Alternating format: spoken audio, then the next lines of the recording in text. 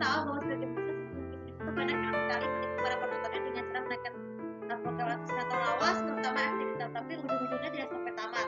Kenapa? Karena alasan bukan hanya karena sinetron kita untuk anak turun-turunkan, tapi itu karena beberapa akun penontonnya memang tidak puas dengan rasa nostalgia yang mereka jalani. Tidak hanya sekedar karena bahagianya saja, tapi juga program TV itu dianggap tidak memberikan dampak kesan yang negatif ya. Tapi mungkin kita penyebabnya kenapa? Jadi kenapa sering menipu? Karena dikatakan bukan menipu sih. Tapi kalau bersifat sering menipu itu bukan berarti itu ada kekurangan atau kelebihannya.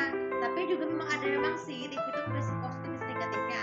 Kalau dari segi posisi positifnya itu juga tujuannya memberikan pendidikan, program TV, terus juga informasi berita, dan juga untuk sarana hiburan. Tapi yang tidak memiliki negatif itu juga dapat ikan-ikan yang ditawarkan di dalam atau di luar program itu biasanya muncul dampak negatif seperti konsumtif, materialistis, atau bahkan meniru adegan yang tidak pantas di dunia nyata ya. Seperti begitu, termasuk kita mengikuti jejaknya kebanyakan sinetron sekarang itu kan bertemakan productivity. Apa itu?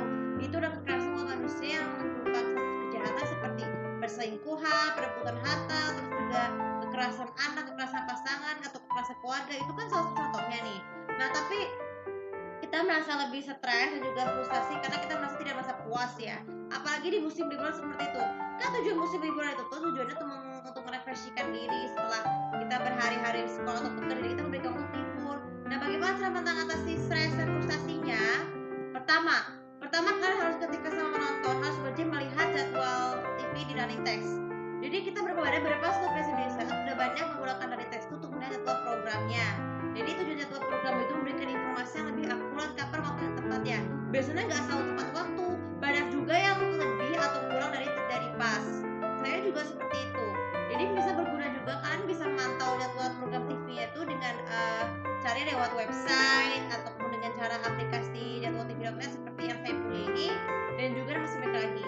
Kemudian yang kedua, kalau kita merasa kalian harus siapkan timer ya, pasang alarm ini. Sebenarnya aplikasi video itu tuh kan sekarang punya ini reminder. Jadi tujuan reminder itu sebagai alarm untuk mengetahui agar tidak ketinggalan informasinya. Terus kemudian yang ketiga, kalau ketika menonton psikoses, pastikan hatinya tuh harus dalam keadaan ini ya. Kalau kalian misalkan kalian bisa nonton lewat HP, komentarnya ada yang jelek-jelek itu, silakan perkenalkan kepada seperti itu jika untuk mengatasi stres, supaya kita tidak terpengaruh dengan para komentar mereka mengenai pendapat apakah saya tertutup atau enggak, tapi tujuannya memberikan tujuan yang lebih baik agar tidak menimbulkan hal-hal negatif.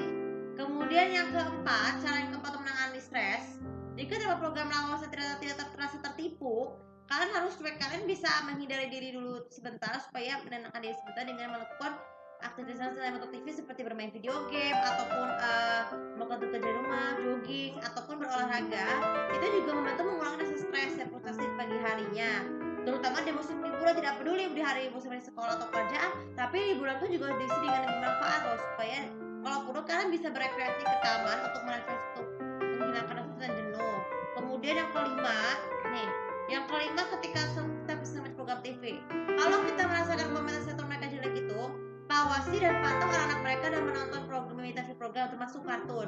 Tapi yang perlu kalian ingat, kartun itu tuh kan ada bertemakan beda-beda, tapi yang tidak boleh diharapkan itu adalah kartun yang boleh mengandung unsur LGBT yang menjerumus kepada hal positif nyata ataupun bukan kekerasan sih. Kalau action boleh, tapi mungkin action yang kayak anime segala macam itu kan harus diawasi anak seperti itu supaya terjadi hal negatif, dan selalu memantau waktunya untuk membuat anak-anak tuh melakukan kita melakukan sama musim liburan seperti yang tadi ya.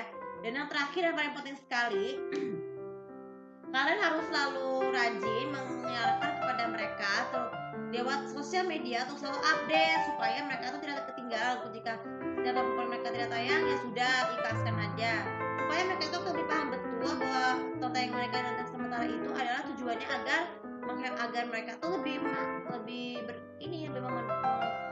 kita bermanfaat lainnya ya. Jadi itu cara mengatasi stres. Sebenarnya kaidah kenapa kalau sinetron sampai tamat itu tuh juga merupakan lumrah yang luar biasa. Tapi lama-kelamaan jika kita reka-reka nostalgia itu adalah barang yang tidak berharga, silakan cuekin aja. Kalian harus buanglah rasa kebosanan kalian dengan nostalgia dengan cara lain. Misalnya mendengarkan musik jadul, terus juga main video game dengan konsol yang lebih jadul juga, dan juga masih banyak lagi ya.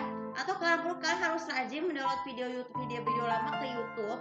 Meskipun zaman sekarang tuh era video sudah tidak berzaman lagi karena ada Netflix dan app streaming lainnya.